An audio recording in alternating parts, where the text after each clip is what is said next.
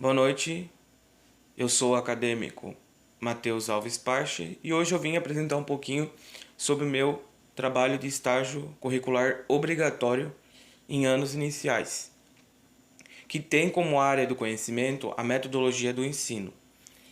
A temática é a fragmentação do conhecimento como abordagem no processo de ensino-aprendizagem nos anos iniciais. Para a gente poder entender um pouquinho sobre essa temática, eu trouxe uma pequena charge, que é um aluno sendo puxado pelos professores de várias matérias, de história, geografia, matemática, português.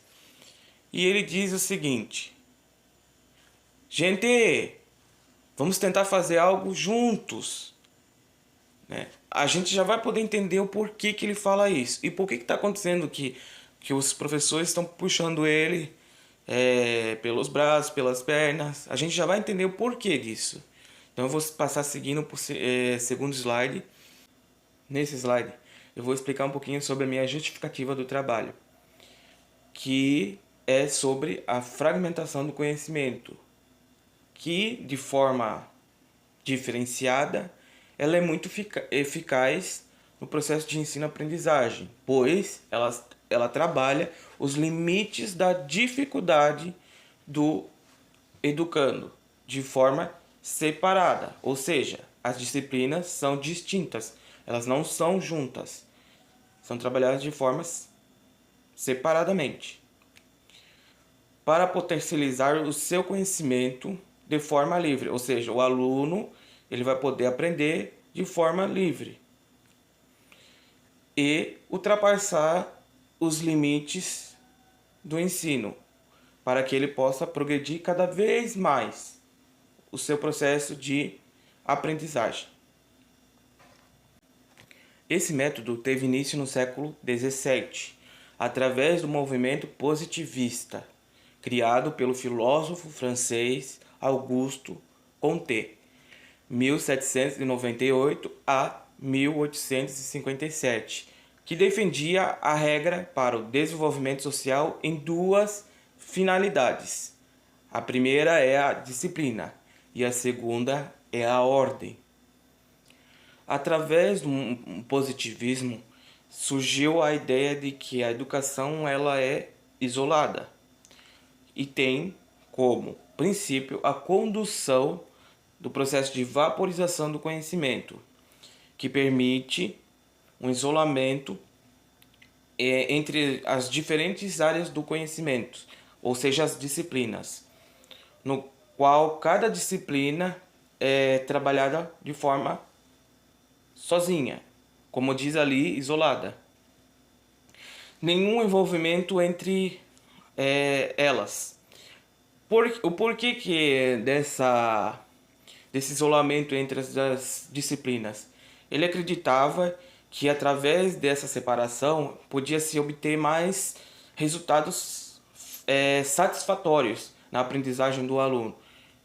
E por isso teve início dessa metodologia de forma separada. Nesse slide eu vou estar explicando um pouquinho sobre os objetivos que foram utilizados durante o estágio. O primeiro é EF02LP11, formar o aumentativo e o diminutivo das palavras com um fluxo ão, inho e zinho. Segundo, EF02LP10, identificar os sinônimos das palavras de textos lidos, determinando a diferença de sentido entre eles e formar antônimos e palavras encontradas em textos lidos pelo acréscimo do prefixo de negação in e ão. O terceiro é EF02MA08, resolver e elaborar problemas envolvendo dobro, metade, triplo e terça parte, com o suporte de imagens ou material manipulável, utilizando estratégias pessoais. O próximo é EF02MA15, reconhecer e comparar e nomear figuras planas, círculo, quadrado, retângulo e triângulo, por meio de características comuns em desenhos representando diferenças de disposições ou em sólidos geométricos. O último objetivo é o EF02MA22, comparar informações de pesquisas apresentadas por meio de tabelas de dupla entrada em gráficos de colunas simples ou barras, para melhor compreender aspectos da realidade próxima. O estágio foi desenvolvido numa turma do segundo ano, contendo 17 crianças, com a faixa etária entre 8 e 9 anos. E no slide ali, na parte de cima, temos algumas imagens que foram tiradas durante esse processo de observação e aplicação. Nesse slide eu vou estar explicando um pouquinho sobre a minha fundamentação teórica, que diz assim: a formação docente é formada através de dois modelos. O modelo dos conteúdos culturais cognitivos, que tem como princípio a cultura em geral, e o domínio específico dos conteúdos na área do conhecimento, idêntico à disciplina que a professora ou o professor irá ministrar. Saviani, 2008. A mensagem que o professor Demival Saviani quer nos deixar é que o professor mediador ele tem a obrigação de conhecer ou de estudar os conteúdos que serão ministrados, ou seja, ele tem que ter o domínio daquilo que ele está passando adiante para o aluno, daquilo que ele está ensinando para o aluno.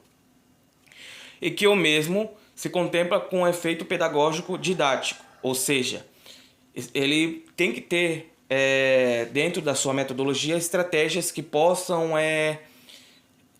ensinar o aluno de forma mais abrangente, através de suas didáticas, pode ser através da ludicidade e trabalhos a campus e assim por diante. Mas ele tem que ter essa ação de ensinar, essa parte didática. Nesse slide eu vou estar explicando sobre a metodologia de ensino utilizada, ou seja, as propostas que foram feitas durante esse estágio. No primeiro dia foi explicado sobre o diminutivo e o aumentativo das palavras. Foi introduzido, através do quadro, breves explicações para os alunos sobre o que é o diminutivo e o que é o aumentativo das palavras. Em seguida foi feito um jogo da memória, utilizando peças com palavras em diminutivo e palavras normais, para facilitar ali o entendimento dos alunos. Tanto as peças com aumentativo como a normal teriam a mesma imagem para ajudar ali na hora da procura correta. Os alunos ali no caso ficaram jogando de forma coletiva, como demonstra a imagem. No segundo dia foi feita a exploração da temática sobre os antônimos e sinônimos. Mas para isso se fez necessário a passagem através de de 2 vídeos curtos explicativos sobre o sinônimo e o antônimo. Após isso, retornamos à sala de aula e foi dada uma breve explicação, abrindo espaço para os alunos em questão de curiosidades ou perguntas, e foi feito também uma atividade impressa para fazer a sondagem do conhecimento dos mesmos. No terceiro dia foi desenvolvido uma atividade sobre as figuras geométricas planas e sólidas. Nessa atividade, ou nessa temática, foi indagado uma brincadeira sobre os movimentos, onde as crianças teriam que pegar vários objetos diferenciados que fossem sólidos geométricos. Elas foram vendadas, duas crianças, e foi posta na mão delas alguns objetos para elas identificar qual objeto que era e qual formato sólido geométrico que ela estava segurando na mão. Depois disso foi também feita uma atividade impressa para perceber se a criança teve dificuldade na hora da aprendizagem ou conseguiu entender de forma normal. No quarto dia, foi feita a compreensão da temática sobre o dobro, o triplo e a metade. Nessa aula, foi feito só uma breve pincelada. Por quê? A professora já havia explicado nas aulas anteriores sobre essa temática. Então, foi feita uma aula bem mais leve, assim. Foi explicado no quadro o que é o dobro, o que é o triplo e a metade. Em seguida, os alunos fizeram ditado sobre o triplo, a metade e o dobro. No caso, eu ia explicando a imagem que eu queria e os alunos iam desenhando. E depois tinha que colocar lá no título dobro, triplo e metade, para poder fazer. Essa foi a atividade elaborada. No quinto e último dia, foi elaborado uma coleta de dados de pesquisas na construção de um gráfico informativo. Eu expliquei para eles o que é um gráfico. Na verdade, eu expliquei o que era uma pesquisa para eles. Como se faz uma pesquisa, que ela tem vários módulos de organizar as informações através de gráfico, através de tabelas e assim por diante. Mas nessa aula que eu propus para eles, a gente fizemos em forma de gráficos.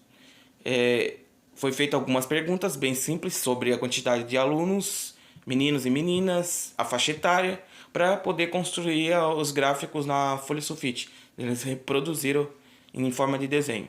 Vou passar para o próximo slide.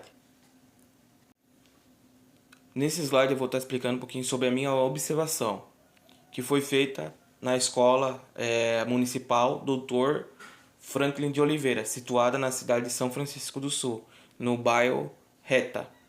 A instituição contempla uma área ampla para que os alunos possam brincar e fazer as atividades dentro do ambiente escolar.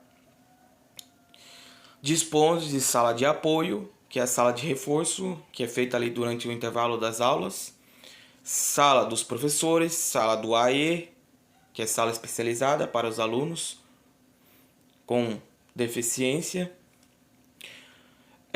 salas de aulas, sala de artes, espaço de horta, onde os alunos fazem ali tem um projeto de horta que eles plantam ali vários alimentos, quadra de esportes, tem uma quadra onde eles podem fazer ali suas atividades, sala de supervisão, sala de direção, sala de orientação, sala de vídeo, é bem legal a sala de vídeo, secretaria e banheiros. Uma coisa que eu achei, que eu coloquei ali destacado em negrito embaixo, é que eu senti muita falta da biblioteca e até mesmo da sala de informática. Por quê? São dois modos dos alunos poderem fazer pesquisas, além dos livros didáticos. Mas eu senti bastante falta assim, em questão da biblioteca e da sala informatizada, pois ali na escola não tem. Não tem biblioteca e nem informática. Aqui do lado aqui tem algumas imagens retiradas do ambiente escolar, como na secretaria, o pátio, sala dos professores, a entrada e assim por diante. Vou passar agora para o próximo slide. Nesse slide eu vou estar explicando um pouquinho sobre os planos de aulas, que tem como base duas problematizações. A primeira é, durante a observação, que os alunos têm bastante dificuldade em questão dos conteúdos, principalmente de português e de matemática. A segunda é que eles têm dificuldade em interação, na parte de interação. Eles não participam das atividades propostas pela professora regente de sala. Mas, para solucionar esse problema, foi conversado com a professora regente sobre as principais dificuldades dos alunos com os conteúdos e na parte de participação deles. Em seguida, foi feita proposta umas atividades de regência que fossem mais dinâmicas e prazerosas para os alunos, abrangendo atividades de criatividade em desenhos, no qual a gente já passou ali, que foi os desenhos que os alunos reproduziram na folha, vídeos de animação, brincadeira, jogo e o mais importante, um momento de diálogo, um momento em que os alunos pudessem expressar suas opiniões, questionamentos durante as aulas.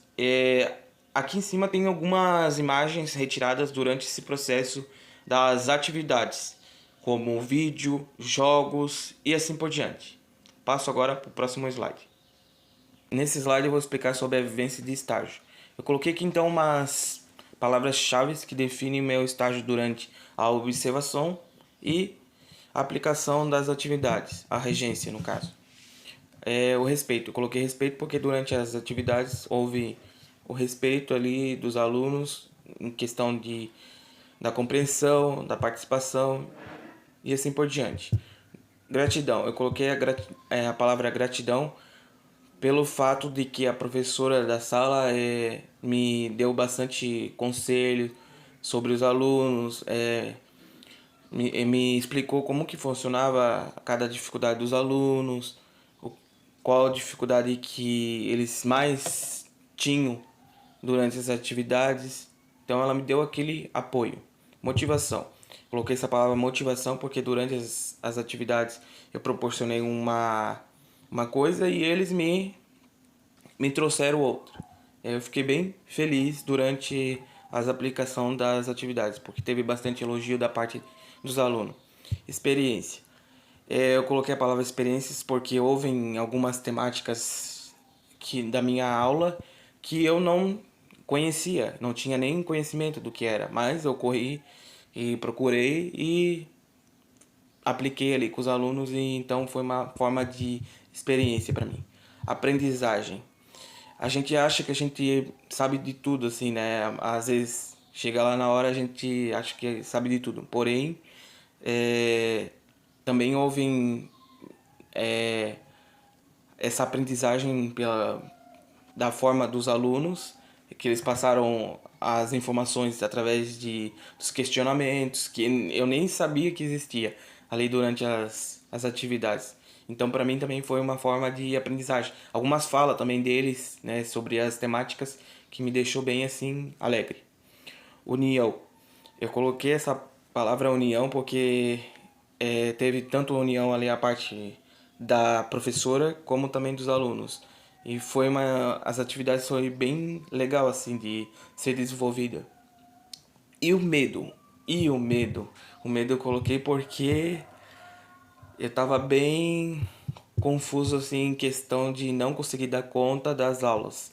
Mas como eu já disse ali anteriormente, eu tive a ajuda da professora da sala e também das crianças que me ajudaram ali durante esse processo.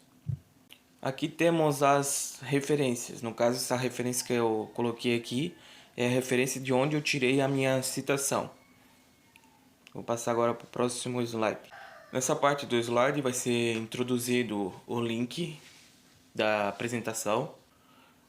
Para terminar a minha apresentação de estágio, eu trouxe aqui uma frase do filósofo e professor Mário Sérgio Cortella, que diz assim: só se constrói o futuro quando a gente é capaz, inclusive, de arriscar. E eu agradeço